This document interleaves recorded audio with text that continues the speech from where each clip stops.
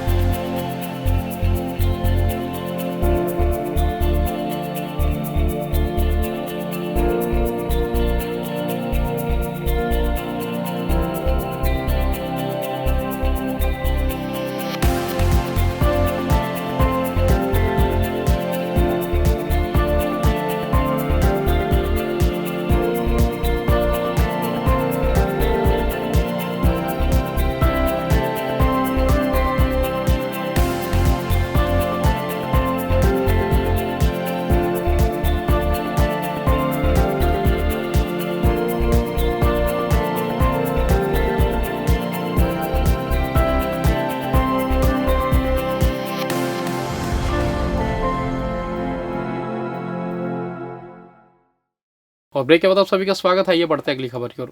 रतनपुर थाना क्षेत्र अंतर्गत नेशनल हाईवे 130 पर 11 और 12 जनवरी की दरमियानी रात उस समय अफरा तफरी और दहशत का माहौल बन गया जब जाली और बेलतरा के बीच ठाकुर रेस्टोरेंट के सामने स्थित बीबी पेट्रोल पंप पर 3 अज्ञात बदमाशों ने सशस्त्र लूट की वारदात को अंजाम दिया। घटना इतनी अचानक और फिल्मी अंदाज में हुई कि मौके पर मौजूद कर्मचारी कुछ समझ पाता उससे पहले ही बदमाश अपना काम कर फरार हो गए। पेट्रोल पंप कर्मचारी के अनुसार तीनों युवक बाइक से पेट्रोल पंप पहुंचे और सामान्य ग्राहकों की तरह व्यवहार किया। उन्होंने बाइक में करीब 1000 रुपए का पेट्रोल भरवाया। जैसे ही कर्मचारी भुगतान लेने की प्रक्रिया में जुटा तभी अचानक हालात बदल गए। 3 में से 2 बदमाशों ने कर्मचारी के साथ मारपीट शुरू कर दी, जबकि तीसरे बदमाश ने कट्टा निकालकर कर्मचारी की ओर तान दिया। कट्टे की नोक पर कर्मचारी की जान हलक में अटक गई और वह पूरी तरह असहाय हो गया। बदमाशों ने मौके का फायदा उठाते हुए करीब 28,000 रुपए की नकदी लूट कर ली और तेज रफ्तार में हाईवे की ओर फरार हो गए। पूरी घटना कुछ ही मिनटों में घटित हुई, लेकिन इसका खौफ लंबे समय तक बना रहा। वारदात के बाद पेट्रोल पंप पर मौजूद अन्य लोग सहमे नजर आए। इस सनसनीखेज लूट की सबसे अहम बात यह रही कि पूरी घटना पेट्रोल पंप पर लगे कैमरे में कैद हो गई। फुटेज में बदमाशों की गतिविधियां और उनके हाव भाव साफ नजर आ रहे हैं, जिससे पुलिस को उनकी पहचान करने में मदद मिलने की उम्मीद बताई जा रही है। रतनपुर पुलिस आसपास के इलाकों में लगातार सर्चिंग कर रही है। इस घटना के बाद हाईवे जुड़े व्यापारियों और राहगीरों में सुरक्षा को लेकर गंभीर चिंता देखी जा रही है। लोग पुलिस से गश्त बढ़ाने और सुरक्षा के पुख्ता इंतजाम की मांग कर रहे हैं। इधर ग्राम पंचायत मिट्ठू नावा गांव के जनप्रतिनिधियों ने मंगलवार को कलेक्टर जनदर्शन में 2 अहम मांगों को लेकर आवेदन सौंपा। यह आवेदन सरपंच ग्राम पंचायत मिट्ठू गांव नवा गांव द्वारा प्रस्तुत किया गया, जिसमें प्राथमिक विद्यालय भवन निर्माण की स्वीकृति तथा निर्विरोध निर्वाचित पंचायत प्रतिनिधियों को प्रोत्साहन राशि दिलाने की मांग शामिल है। आवेदन में बताया गया कि ग्राम मिट्ठू नावा गाँव में शासकीय उच्च माध्यमिक विद्यालय संचालित है, लेकिन अब तक विद्यालय का पृथक भवन स्वीकृत नहीं हुआ है। भवन के अभाव में सभी जगह में पढ़ाई की जा रही है, जिससे बच्चों को भारी असुविधाओं का सामना करना पड़ रहा है। विद्यार्थियों की संख्या अधिक होने के कारण कक्षाओं के संचालन में कठिनाई हो रही है। ग्राम पंचायत ने शीघ्र विद्यालय भवन निर्माण की स्वीकृति प्रदान करने का आग्रह किया ताकि बच्चों को बेहतर शैक्षणिक वातावरण मिल सके। दूसरी मांग में ग्राम पंचायत मिट्ठू नावा गांव के निर्विरोध निर्वाचित सरपंच, उप सरपंच एवं पंचों को अब तक प्रोत्साहन राशि नहीं मिलने का उल्लेख किया गया है।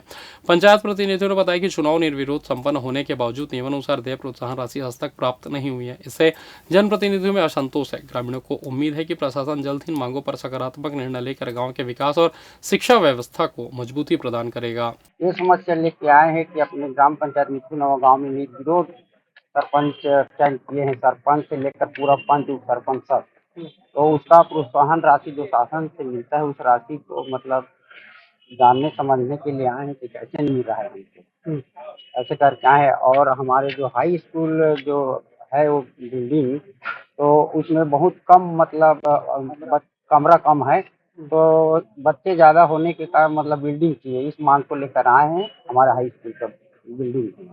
क्या बोले अधिकारी से? तो अधिकारी हमको ये बोले कि हमारे निर्वाचन के संबंध में इनाम राशि जो प्रोत्साहन राशि का, कि अब वो राशि मतलब मिलने के लिए बंद हो गया है, ऐसा करके बोल रहे थे।